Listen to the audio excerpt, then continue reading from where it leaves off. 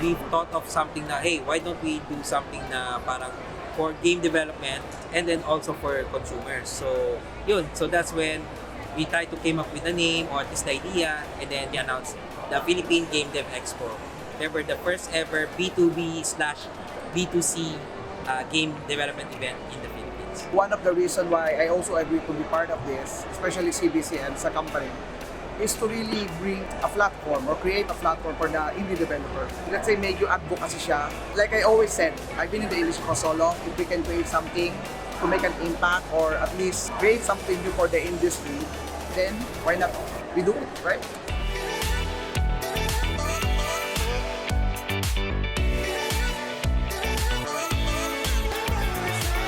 My name is Chris Murphy. I'm an evangelist for Unreal Engine. I handle Australia, New Zealand and Southeast Asian evangelism. So my job is supporting people in this part of the world with the Unreal Engine projects. At PGDX, I ran 2 sessions. One of them was on advanced VFX techniques that was kind of going into technical art. And then the other session I ran was a bit more of an introduction to world building, where we looked at kind of the tools that we have for setting up worlds and some of the things that we're doing to make that easier for developers. I think it's interesting seeing the local landscape because you've seen a lot of developers kind of moving away from mobile recently and kind of expanding into other platforms. Epic's been adding a lot of tool sets to make development easier and easier. We've added procedural content generation to make building worlds easier. We've added metahumans, which means actually having digital humans that look realistic and can be animated easily. We've been expanding in a lot of areas, I guess, to just lower that difficulty curve for developers, which allows them to really focus on their vision for those projects rather than getting caught up in the details. I'm really excited. At PGDX this year, you had multiple platform holders, so clearly there's interest in getting Filipino games on more than just PC and mobile, so I think it's really exciting. Our purpose of being PGDX is that so we are going to have an exposure for a game which is Seeker.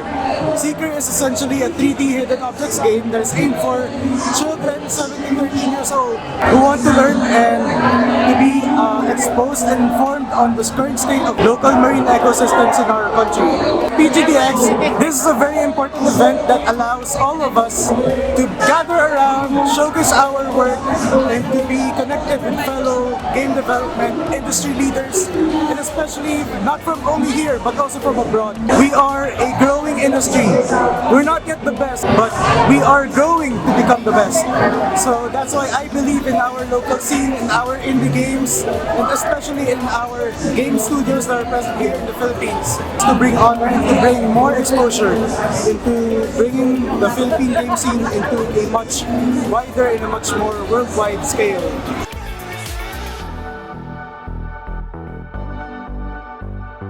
We are now here sa Philippine Game Development Expo for Ragnarok Landverse. So, andito tayo for one of the key opinion leaders. I am inviting all of you to play Ragnarok Landverse. And of course, syempre, panoorin nyo rin yung mga streams natin na darating. Samahan nyo ako maglaro ng Ragnarok Online Landverse. Bye!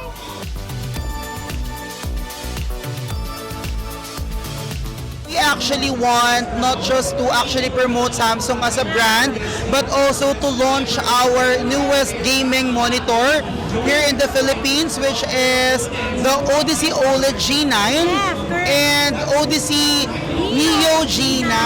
We are here because we also want to do collaboration with the streamers and influencers who wants to top Samsung. And game developers and as game well. developers actually. If you guys have gaming community, feel free to reach us out. So we are happy to collaborate with you.